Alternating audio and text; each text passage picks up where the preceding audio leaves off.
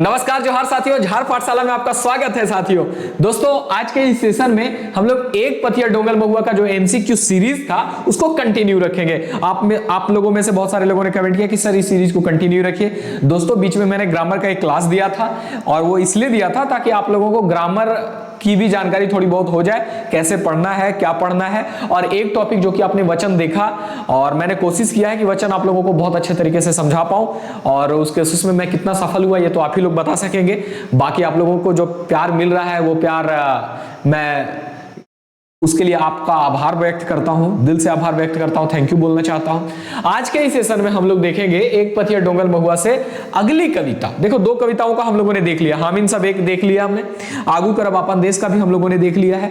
अगली कविता का नाम है जय जवान जय किसान। तो जय जवान जय किसान से आज हम लोग सारा का सारा जितना भी बनने वाला एमसीक्यू है, एक से एक एमसीक्यू है, सवाल का कलेक्शन बेहद बेहतरीन है। बहुत टाइम देकर के मैंने सवालों को निकाला है और जितने संभव सवाल बन सकते थे लगभग आपको इस सेशन में देखने को मिल जाएंगे। तो आइए सबसे पहले, आज टाइप कराया वो नहीं है, आप इसी में से काम चलाओगे अभी, ठीक है ना, बाकी बाद में आपको सब मिलेगा। तो सवाल पहले आपके स्क्रीन पे है, जय जवान जय किसान। देखो एमसीक्यू है, पोएम नंबर 3 है, जय जवान जय किसान किनखर दियल नारा लागे। अब देखो ये बात आप लोगों ने अक्सर सुना होगा, जय जवान जय किसान, एक और नारा आया था जय जवान जय किसान जय विज्ञान आया था ना। तो जय जवान जय किसान नारा जो था, उसी नारे को क्या किया है हमारे कवि जी ने, कवि कौन है ये भी मैं आपको बतलाऊंगा।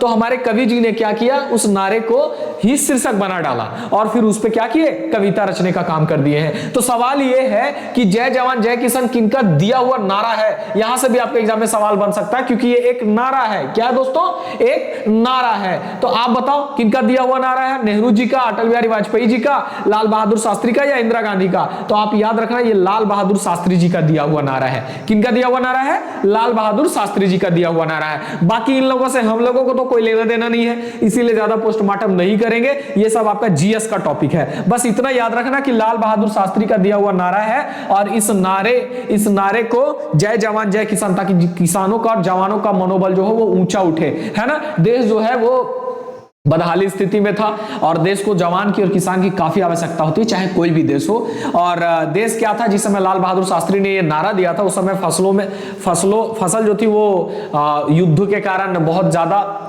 मतलब सही तरीके से फसल उत्पादित नहीं हो पा रहे थे, फसलों को बहुत सारे रोग हो रहे थे, बहुत दिक्कत था और बहुत ज्यादा उत्पादन की आवश्यकता थी हमें, है ना। तो ऐसे में जरूरी था कि किसानों का मनोबल ऊंचा उठाया जाए। जवानों लगातार युद्ध हो रहे थे, तो ऐसे में जरूरी था कि जवानों का भी मनोबल ऊंचा उठाया जाए। तो इस वजह से लाल बहादुर शास्त्री जी ने नारा दिया जय जवान जय किसान। क्या नारा दिया, जय जवान जय किसान का नारा दिया। अगला सवाल है कि जय जवान जय किसान खोरठा साहित्य कैसन रचना लागे। ये बेहद आसान सा सवाल है, एक पथिया डोंगल महुआ पुस्तक से ली गई। ये क्या है, एक पथिया डोंगल महुआ हम लोग पढ़ रहे हैं। शुरू में मैंने आपको बताया कि एक पथिया डोंगल महुआ हम लोग पढ़ रहे हैं और इस पुस्तक में दोस्तों, इस पुस्तक में एक कविता प्रकाशित हुई है जिसका नाम है जय जवान जय किसान। ये जय जवान जय किसान वास्तव में क्या है, इस पुस्तक में प्रकाशित एक कविता है। तो साहित्य के कौन सी विधा की रचना है, कविता है, याद रखिएगा। अगला, जय जवान जय किसान किनका लिखा हुआ कविता, यानी कि किनकर कविता के, ये भी तो सवाल बन सकता है। यानी कि इस कविता के कवि कौन है भैया, ये तो सवाल बनना ही चाहिए कि इस कविता के कवि कौन है। तो एके झा जी है, नहीं, एके झा जी के बारे में आपको मैं बार बार बता रहा हूं, ताबे हमें कवि नाय, ये इनकी कविता है जो एक पथिया डोंगल महुआ में प्रकाशित हुई, ताबे हमें कवि नाय। इसके अलावा आज एकाय खोरठा, आज एकाय खोरठा। इसके अलावा अगर लोक कथा में जाएं तो लोक कथा में भी इनकी कुछ रचनाएं जो आपको पढ़नी है ना। लोक कथा में क्या पढ़ना भाई, तो लुरिगर बेटी छुआ, इन्हीं का लिखा हुआ, इन्हीं का संकलन किया हुआ लोक कथा है। इसके अलावा लुरिगर बेटी छुआ, इसके अलावा गोहायल परब, गोहायल परब भी आपको पढ़ना है, गोहायल परब, गोहायल परब। ये सब जो है किनका रचा हुआ है, ये सब में किसने अपना कलम चलाया है, तो एके झा जी ने चलाया है। ये बातें आप याद रखना। तो इतना क्लियर हो गया। पानुरी जी का लिखा हुआ एक पथिया डोंगल महुआ में प्रकाशित कविता पहले नंबर पे है और उसका शीर्षक है दोस्तों हामिन सब एक। इसका एमसीक्यू मैंने करवा रखा है, एक एक क्वेश्चन जो भी बन सकते थे मैंने बता रखा है। जो लोग नहीं देखे जाकर के देख सकते हैं। इसके अलावा लाल बहादुर शास्त्री जी के बारे में आप लोगों को मैंने अभी बताया कि इनका दिया हुआ नारा है ये जय जवान जय किसान, इनका लिखा हुआ कविता कविता नहीं है। कविता लिखने का काम किसने किया? महेश गोलवार जी ने किया है। याद रखना, कविता किनका लिखा हुआ है? महेश गोलवार जी का लिखा हुआ है। तो सवाल तो यही था कि किनका लिखा हुआ कविता है, तो महेश गोलवार जी का लिखा हुआ कविता है। अब हम लोग आगे बढ़े, चलो जल्दी से आगे बढ़ते हैं अगले सवाल की तरफ। अगला सवाल है कि जय जवान जय किसान कविता कौन किताब इजराइल है? लो भाई, ये तो एकदम आसान सा सवाल हो गया। अब ऐसे सवाल भी बन जाते हैं, कौन से किताब में प्रकाशित हुई है ये बतला। तो दोस्तों, जय जवान जय किसान जो कविता है वो कोई और किताब नहीं, एक पथिया डोंगल महुआ, एक पथिया डोंगल महुआ में क्या हुआ? प्रकाशित हुई है। अब चलो जल्दी से रिवीजन करो। एक पथिया डोंगल महुआ का पहला संस्करण कब आया था? 1990 में आया था। जो भी 1990 कर रहे हैं ठीक है। दूसरा संस्करण कब आया? तो जी सर 2005 में आया। बहुत अच्छा।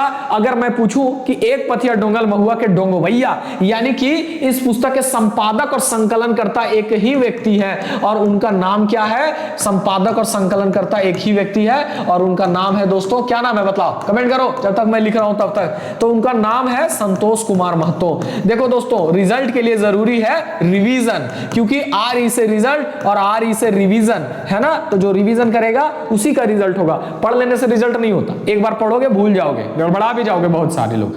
तो आपको बार बार चीजों का रिवीजन करना पड़ेगा। सोहान लागेरे के संपादक कौन है? तो सोहान लागेरे अभी मैंने आपको बताया नहीं है, मगर मैं बताऊंगा। इसके संपादक का नाम है दिनेश दीनमणि। दीनमणि इनका क्या है? उपनाम है। दीनमणि क्या है? उपनाम है। सोंद माटी, देखो सोंद माटी की 4 कहानियों को इस बार आपको क्या किया है? पढ़ने के लिए दिया है। सोंद माटी कैसी रचना है? तो दोस्तों ये गद्य पद्य संग्रह है। कैसी है? जिसमें 10 कहानियां और 31 कविताओं का क्या किया गया है? प्रकाशन किया गया है। सोंद माटी पुस्तक के जो रचनाकार है उनका नाम क्या है? तो डॉक्टर विनोद कुमार नाम है। डॉक्टर विनोद कुमार का लिखा हुआ है खोरठा लोकगीतों का सांस्कृतिक अध्ययन। ये भी आप याद रखना, डॉक्टर विनोद कुमार का, डॉक्टर विनोद कुमार का खोरठा लोकगीतों का सांस्कृतिक अध्ययन, ये याद रखना इनकी रचना है। सवाल क्या पूछा? जय जवान जय किसान कविता कौन किताब इजराइल है? तो एक पथिया डोंगल महुआ में प्रकाशित हुआ है, जिसमें से पथिया का अर्थ है छोटी टोकरी, डोंगल का अर्थ है चुना हुआ, और आपका महुआ किसका प्रतीक है? तो कविता का प्रतीक है। क्लियर है? आगे बढ़े, यहां से आगे बढ़े, किसी को तो कोई दिक्कत नहीं ना हो रहा है, सब कुछ ठीक ठाक है? एक बार मैं देख ले रहा हूं, सब कुछ ठीक है, कोई परेशानी नहीं है। चलो अगले सवाल की तरफ चलते हैं। अगला सवाल देखो, किसान कौन संज्ञा लागे? अब लो भाई, आप लोगों को संज्ञा भी पढ़ना है, और यहाँ पे शीर्षक में ही जवान और किसान लिखा हुआ है, तो वहां पे जो जवान लिखा हुआ है ना, वो याद रखना फौजी लोग के लिए है, फौजी के लिए, ठीक है, फौज के लिए। जवान मतलब फौज सब। अब यहाँ पे किसान कौन संज्ञा है? तो किसान जो है वो कौन सा संज्ञा हो जाएगा बताओ? किसान कहने से किसी एक किसान के बारे में तो पता नहीं चल रहा, किसान कहने से पूरी किसान जाति है ना, जातवाचक संज्ञा है। पूरे एक समुदाय के बारे में हमको पता चल रहा है, किसान जात के बारे में हमको पता चल रहा है, ठीक है, तो जातवाचक संज्ञा हो जाएगा। याद रखना, गोठवाचक संज्ञा में क्या होता है? समूह का पता चलता है, जैसे मेला हो गया, मेला हो गया है ना, उसके बाद आपका जतरा हो गया, ये सब क्या है? तो गोठवाचक संज्ञा है। बेकतवाचक संज्ञा में किसी खास व्यक्ति के बारे में पता चलेगा आपको। द्रव्यवाचक जानबे करते हैं, दारू, याद रखना द्रव्यवाचक में है ना, जिसको नापा तोला जा सके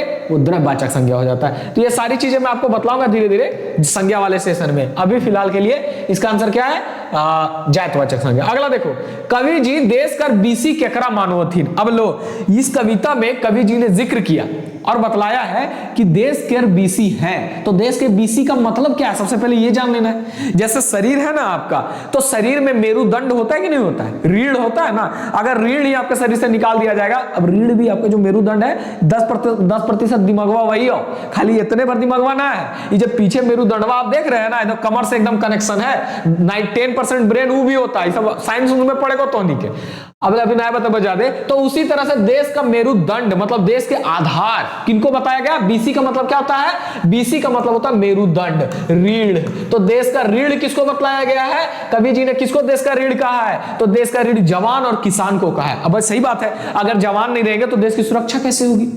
देश की सुरक्षा नहीं होगी तो दुश्मन हम लोगों को क्या करेंगे? गुलाम बना लेंगे, हमारे कमरे तोड़ करके चले जाएंगे। अंग्रेज लोग आया ना, अंग्रेज लोग आया, गुलाम बनाया ना, सबको एकदम मार पीट करके रखा। जकरा मन तकरा फांसी चढ़ा देता था, ए ओकरा धरो फांसी चढ़ा दो, गाछ में टांग दे ले, जेल में बंद कर दे ले। एकदम का अपराध है मालिक पूछ ले, सब का अपराध है? कुछ ना है, हमारा राज हम जे मर्जी से करेंगे। किसान है तुम इतना टैक्स दो, और ओकर बाद इतना बिगड़ल था अंग्रेज में सब, समझे ना। तो अगर हमारे पास हम लोग यूनिटी में रहते, एकता होती पूरे भारत देश में, हम लोग 500 मतलब 500 से भी अधिक 565 रियासतों में बटे नहीं रहते, तो क्या होता, हमारा देश कभी अंग्रेजों का गुलाम नहीं होता। सब देश नाम का कल्पना नहीं था, एकता नाम का कोई चीजें नहीं था, सब आपसे झगड़ते रहता था। तो उसी तरह से अभी जवान सब जो है, फौजी सब है, वो क्या करते हैं, हमारे देश की रक्षा करते हैं। देश की रक्षा है, रक्षा हो रही है, तब हम लोग सुरक्षित है, आजादी के साथ भाषण मार रहे हैं, जो मन सो बोल रहे हैं, जो मन सो कर रहे हैं। अगर ये नहीं होंगे तो ये सब हम शायद नहीं कर पाते। अगला, जवान को भी देश का ऋण बताते हैं, किसान को भी देश का ऋण बताते हैं। भैया ठीक है, सुरक्षा तो ठीक है, लेकिन उस सबसे पहली बात, पेट में तो कुछ रहना चाहिए ना, भोजन मिलना चाहिए ना, क्योंकि शरीर को तो भाई ये डेली की नीड है, भोजन तो हमको हर दिन चाहिए। अगर खाना नहीं मिलेगा तो हम लोग शायद लंबे समय तक जी नहीं पाएंगे, कुछ दिन जीवित रहेंगे फिर मर जाएंगे। तो इसी वजह से यहां पे कवि जी जो है वो जवान और किसान दोनों को क्या बतलाते हैं, देश का रीढ़ बतलाते हैं, देश का मेरुदंड बतलाते हैं। तो इसका आंसर सी हो जाएगा, ये भी दुइयो। अगला सवाल 7वां नंबर का है कि कवि जी देशक जवान कर परान केकरा कोथिन। अब यहां भाई देखो इसको, कवि जी क्या कह रहे हैं, कवि जी कह रहे हैं कि जो किसान है ना, किसान ये देश के जवानों के भी प्राण है।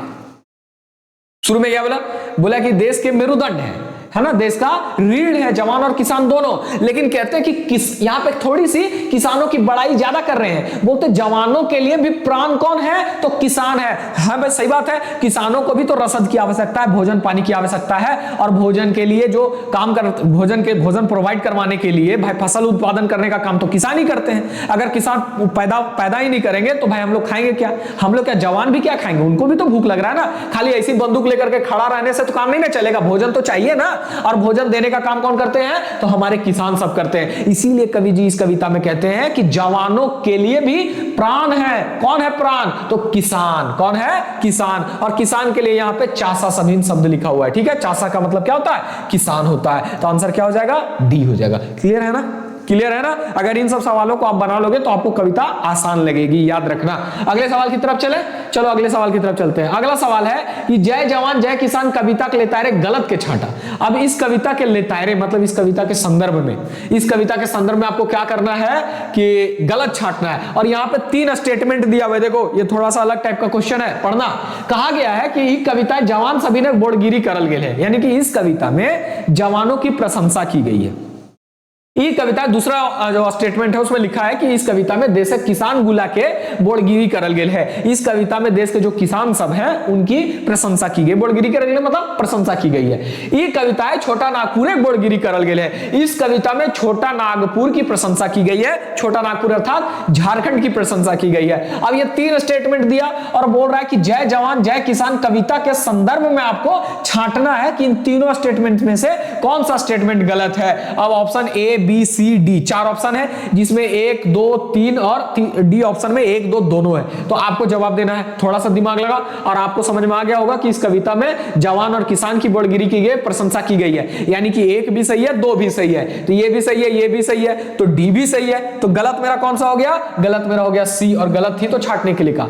यहां छोटा नागपुर की प्रशंसा प्रशंसा नहीं की गई है, ये गलत बात है। यहां पे फालतू लिखा गया है कि छोटा नागपुर की प्रशंसा की गई है, फंसाने के लिए लिखा गया, मगर आप फंसना नहीं, ऐसा ही फंसाएगा एग्जाम में। चलो अगला सवाल देखो। अगला, किसान सब शब्द एक वचन छाटा। अब देखो यहां पे ग्रामर का सवाल आ गया, बार बार जिक्र आया, किसान सब, जवान सब, किसान सब, जवान सब। तो यहां पे किसान सब शब्द एक वचन छाटने के लिए बोल रहा है कि इसका वचन बताओ क्या है। तो किसान के साथ सब, सब मतलब सब है ना, थोड़ा सा बांग्ला के प्रभाव के चलते इसका वर्तुलाकार उच्चारण में सब लिख दिया गया है। उन्हें दो ही बोलता है ना, जॉल बोलता है, उसी तरह सबको सब लिख दिया। तो सब कुछ नहीं होता, सब ही है ना। तो किसान सब यानी कि किसान सब यानी कि बहुत सारे किसान, सारे किसान। तो एक से अधिक किसानों का यहाँ पे क्या किया जा रहा है, भाई संबोधन किया जा रहा है। तो यहाँ पे वचन छांटने के लिए बोला, तो एक से अधिक का पता चल रहा है किसान सब से, तो ये कैसा वचन हो जाएगा, बहुवचन हो जाएगा। यहां तक किसी को कोई समस्या, कोई दिक्कत तो नहीं ना है, कोई दिक्कत कोई परेशानी नहीं है, होना भी नहीं चाहिए। चलो अगले सवाल की तरफ चलते हैं। अगला सवाल 10 नंबर का है कि जय जवान जय किसान कविता है किसाने की विशेषता बतवल गई है। अब इस कविता में किसानों की विशेषता बतलाई गई है। किसानों की क्या विशेषता बतलाई गई, तो सवाल है भाई कि जय जवान जय किसान कविता में किसानों की विशेषता बतलाई गई, क्या क्या विशेषता बतलाई गई है किसानों की? तलवारे धैर्य सहवा गतरा है, यानी कि इनका जो शरीर, गतरा मतलब क्या होता है? शरीर होता है ना? तो इनका जो शरीर है वो कैसा होता है? तलवार का धार सहने वाला। अब तलवार का धार कोई सह सकता है क्या? नहीं नहीं नहीं, तलवार का धार कोई सह सकता है क्या?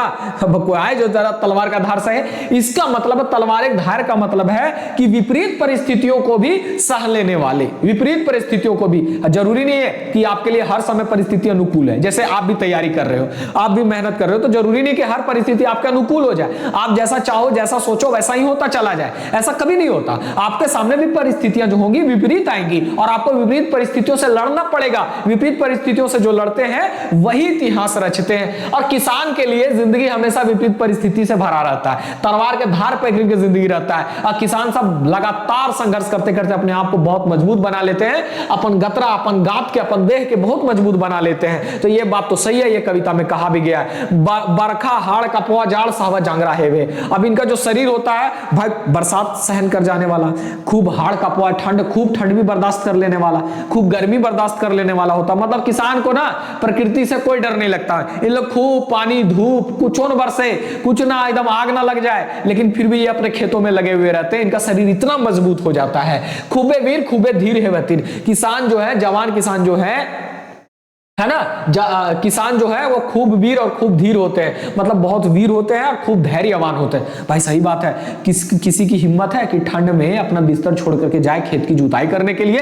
ये किसान सभी है, ये किसान सभी है। किसी के अंदर इतना धैर्य है कि फसल बर्बाद हो जाए और फिर से वो अपने खेतों में जुताई करने के लिए पहुंच जाए? ये किसान सभी है। ये बड़े वीर होते हैं, बड़े, इनके भीतर भी साहस खूब भरा हुआ होता है। जब जरूरत पड़ता है कि भाई, तो ये क्या करते हैं? अपना उत्पादित किया हुआ फसल को अपने पास रखते नहीं है, ये सब लुटा देते हैं। लुटा देने का मतलब सब दे देते हैं, भले से कम कीमत ही क्यों ना मिले। किसानों को देखे, टमाटर का कीमत नहीं मिलता, 1 रुपया भी नहीं मिलता, फिर भी वो सारा का सारा टमाटर दे देते हैं। चावल आलू का भी दाम नहीं मिलता, फिर भी सारा का सारा दे देते, बोलते ले जाओ। अब बाद में ओकरनियो खुदे नहीं खरीद पाता है आलू, वो खुदे नहीं खरीद पाता टमाटर। अभी तो टमाटर आग लगल है, लेकिन पैदा करता ओकरनियो नहीं खरीद पा रहा होगा अभी टमाटर। ये स्थिति है। अब बोलेगा जब पैदा करता है, मतलब अभी ओकरनियो के पास में नहीं है, जब सीजन होगा तो होगा। तो ये सब बात जो है वो एकदम सही है। इसका ऑप्शन क्या हो जाएगा? डी हो जाएगा। डी ऑप्शन सही है, डी ऑप्शन सही है। अगला देखो, अगला है सवाल कि महेश गोलवार जी पूरा नाम की हके। ये सवाल भी बन सकता है, याद रखना। महेश गोलवार आपने सुना है, लेकिन वास्तविक नाम क्या आपको पता है महेश गोलवार जी का क्या है? सो तो याद रखो कि महेश गोलवार जी का वास्तविक नाम जो है वो महेश चंद्र पोद्दार है। यहां पे कुमार लिखा नहीं, चंद्र होगा, महेश चंद्र पोद्दार। याद रखना, महेश गोलवार जी का पूरा नाम क्या है? महेश चंद्र पोद्दार है। ये कहां के रहने वाले हैं? गोला के रहने वाले हैं। गोला के रहने के कारण इन्होंने अपने नाम के साथ क्या लगा लिया?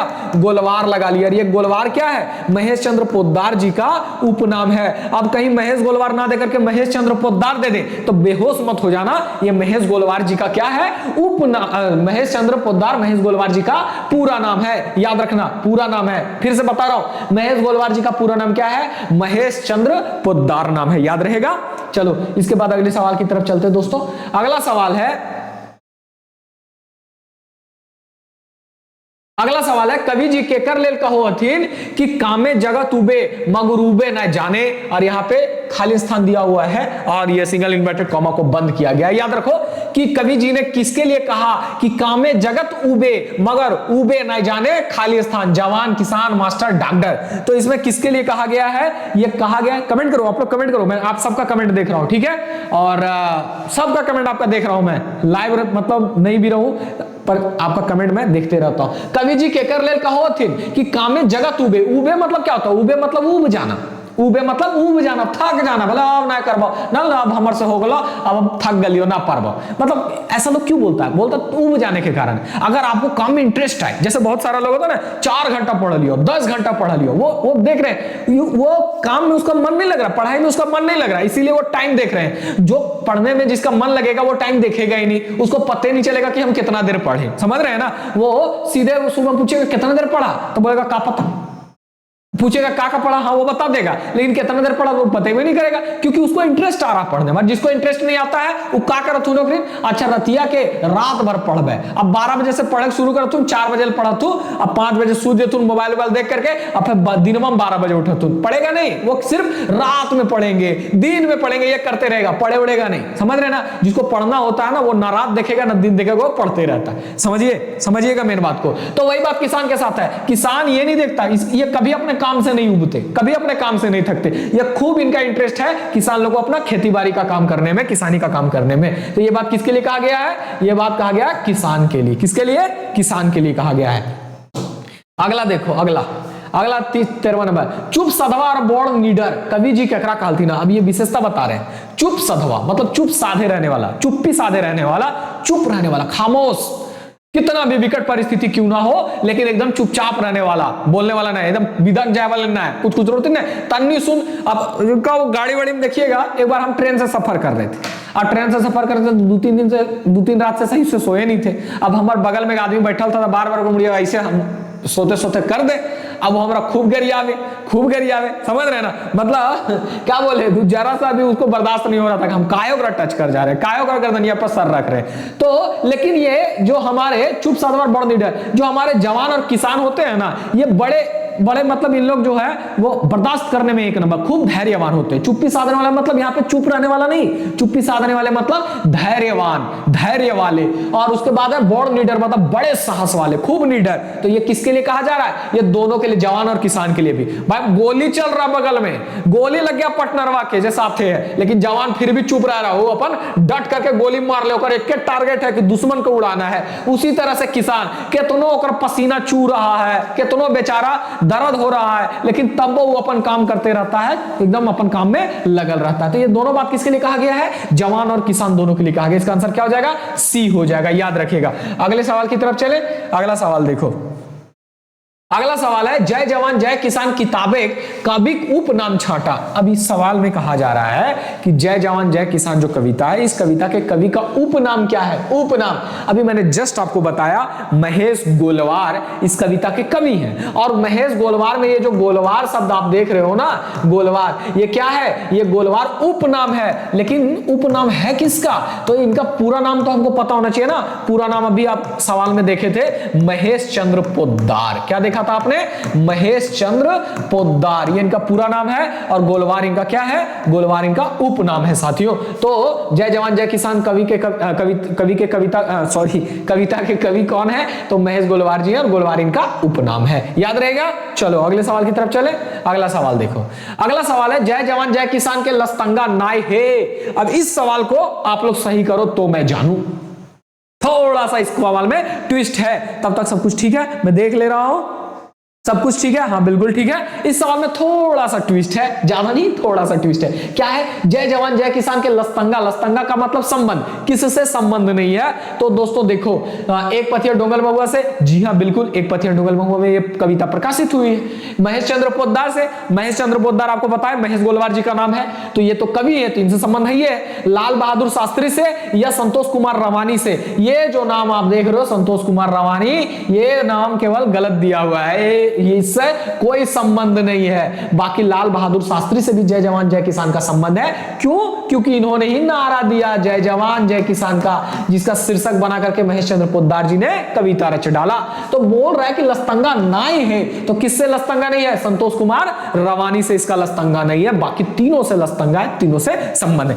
सवाल मजेदार है ना, मजेदार है कि नहीं है। ठोको एक बार लाइक अगर पसंद आ रहा है तो, और अगर पसंद नहीं आ रहा है तो भी ठोक देना, क्या दिक्कत है ना। देश के जवान के कवि जी की विशेषता बतावतीन, देश के जवानों की कवि जी क्या विशेषता बतलाते हैं। इस कविता में दुश्मन एक देखी उमय उठे वाला, यानी कि दुश्मन को देख करके एकदम उत्साहित हो जाने वाला, ये नहीं कि दुश्मन को देखा भागो भागो, ये नहीं। सिकंदर के देख करके अंबी कुमार जाके होकर घोड़े पे गिर गए, करके आप ही हमारे माए बाप है, आप ही जो कहिएगा सो, हम सब सेना सब धन दौलत सब आपका, हम आपके गोड़ में गिरते हैं। वहीं पे पोरस थे, पोरस तन गए, बोले नहीं, सिकंदर कितना भी ताकतवर क्यों ना हो, सिकंदर कितना भी भी बड़ा विजेता क्यों ना हो, मैं उसे लोहा लूंगा। और उसके बाद तो पोरस ने इतिहास रच दिया। उसके बाद सिकंदर को पता चला, जो दुनिया जीतने के लिए निकला था, उसको मालूम चला कि भारत में पोरस जैसा भी कोई व्यक्ति है, भारतीयों में कितना साहस है, भारतीयों से टकराने की जरूरत नहीं है। और उसके बाद दुनिया को पता है कि भारत की धरती के बाद सिकंदर दुनिया जीतने का सपना ही छोड़ देता और वापस लौट करके दुनिया से भी अलविदा हो जाता है। तो देश एक जवान के कवि जी की विशेषता बताओ तीन।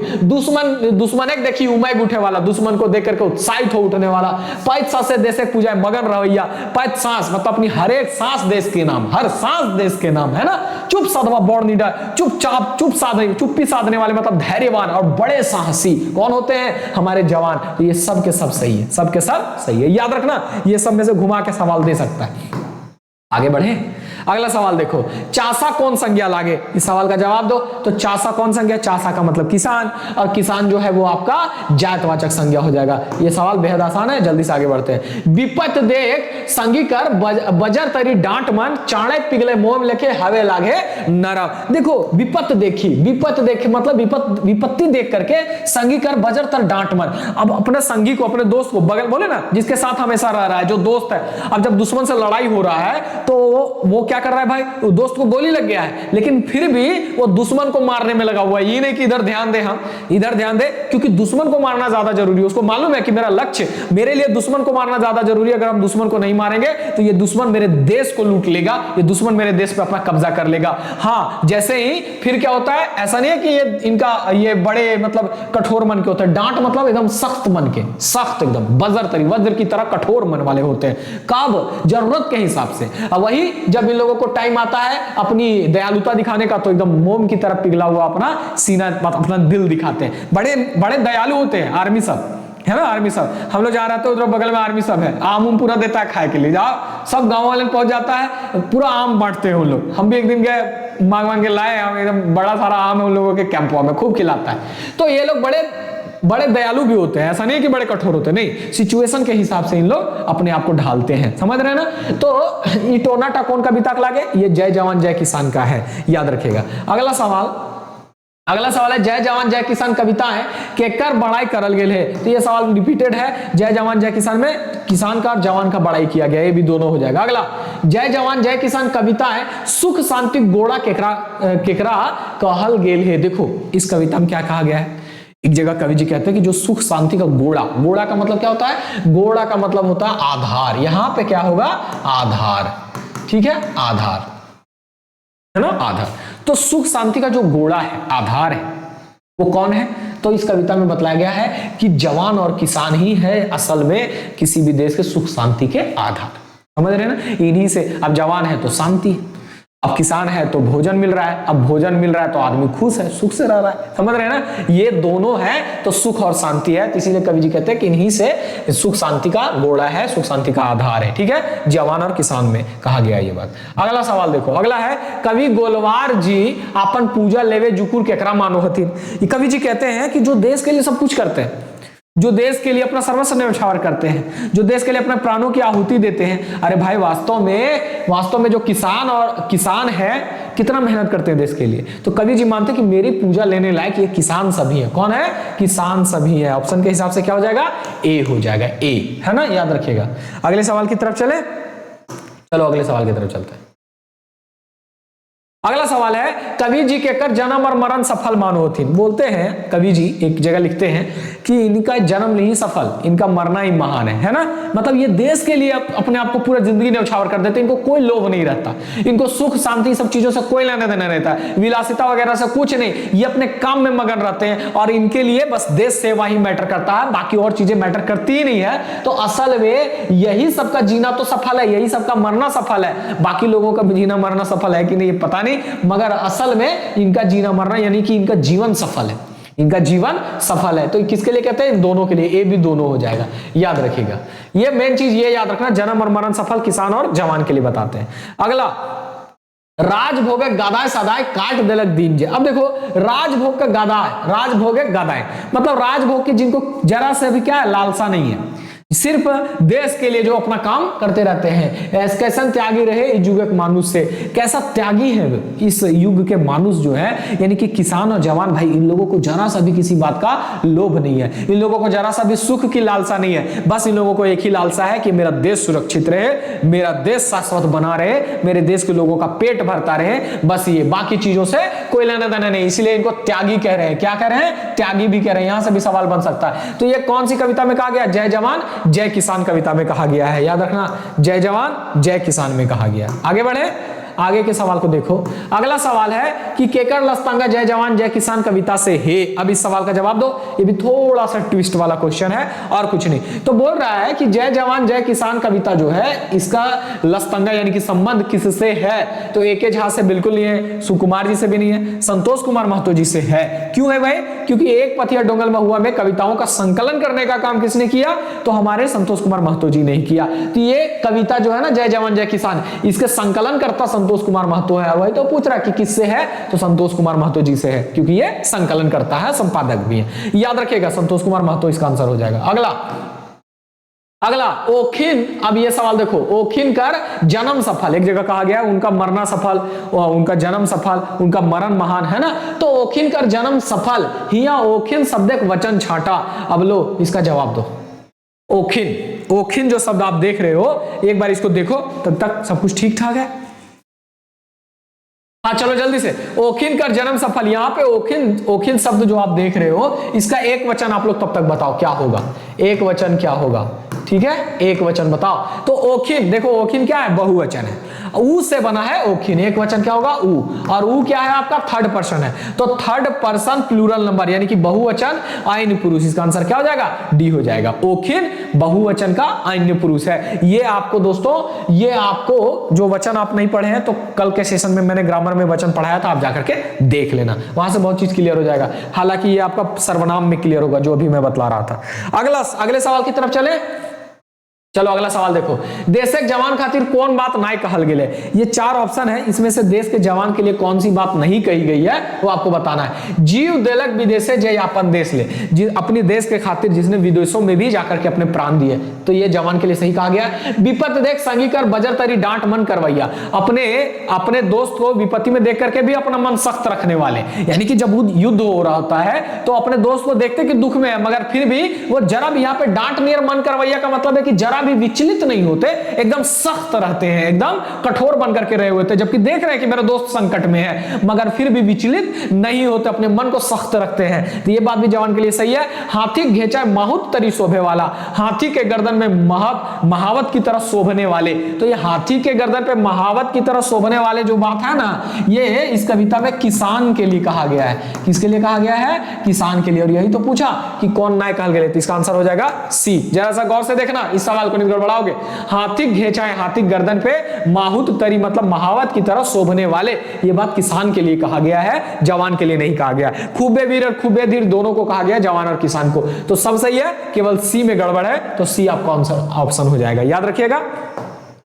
अगले सवाल की तरफ चले। अगला सवाल देखो, मूड झुकवी श्रद्धाएं हमें ताकर गोड़थिन, ये बात कवि जी के कर लेल कहोथिन, मैं उसके सामने श्रद्धा से अपना सर झुकाता हूं उनके पांव पे। तो ये बात कवि जी किसके लिए कहते हैं? जे देशे के हित खातिर दिने राते मोरे लागिन खड़ा रहे, यानी कि जो देश के लिए दिन रात लगे हुए रहते हैं, देश के लिए जान देने को भी दिन रात खड़े हैं, ऐसे लोगों के लिए कवि जी क्या कह रहे हैं कि मूड झुकवी, अपना सर झुकाते श्रद्धा से उनके पांवों पे, है ना, गोड़ के पास, यानी गोड़ चिन्ह मतलब पांव पे, है ना।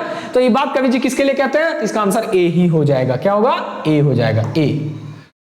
अब इस बी ऑप्शन में क्या लिख रहा है? देश एक टोना टुकड़ा करे खातिर कूच चले, यानी कि जो देश का टोना टुकड़ा करने के लिए, टुकड़ा करने के लिए षड्यंत्र रचते हैं, उसके सामने काहे के लिए उसके सामने श्रद्धा से सर झुकाएंगे। जे निठा साहित्यकार है, ऐसा कहीं नहीं कहा गया। जे कोनो रकम तलिया गेले, मतलब जो किसी तरह से अमीर हो गया है, उसके सामने सर झुकाने का क्या जरूरत है? ये तो फालतू के ऑप्शन है। तो सही ऑप्शन आपका ए हो जाएगा। और यही पर आकर के आपका जय जवान जय किसान से जितने भी एमसीक्यू बन सकते थे, सारे के सारे मैंने आपको बता दिए, और जो बनेंगे भी एक्स्ट्रा वो आप पकड़ लोगे, इससे बाहर जाने वाला नहीं है। तो दोस्तों आप लोग जरूर कमेंट करके बताओ सेशन कैसा लगा, और अपने दोस्तों में सेशन को शेयर जरूर करो। और दोस्तों आपके सपोर्ट की आवश्यकता है, तो आप लगातार सपोर्ट करते रहिए। बहुत जल्द हम लोग आने वाले हैं, जो बहुत जल्द मैं मतलब हम लोग एक दूसरे के सामने आएंगे लाइव, है ना। तो मैं बहुत जल्द लाइव आने वाला हूं। आप लोग कमेंट करते रहे सर लाइव आइए लाइव आइए, लाइव आऊंगा, परेशान ना हो। बहुत जल्द हम लोग 10,000 सब्सक्राइबर पार करने वाले हैं और जैसे ही 10,000 पार करेंगे मैं लाइव आऊंगा। तो दोस्तों सपोर्ट करते रहिए, अपना प्यार देते रहिए। झार पाठशाला को जैसे आप प्यार दे रहे हैं वैसे और प्यार देते रहिए। अपना प्यार देने के लिए, झार पाठशाला को सपोर्ट करने के लिए, मेरे साथ जुड़े रहने के लिए, मेरे साथ बने रहने के लिए आप सबका बहुत बहुत धन्यवाद, दिल से धन्यवाद। जय हिंद, जय झारखंड।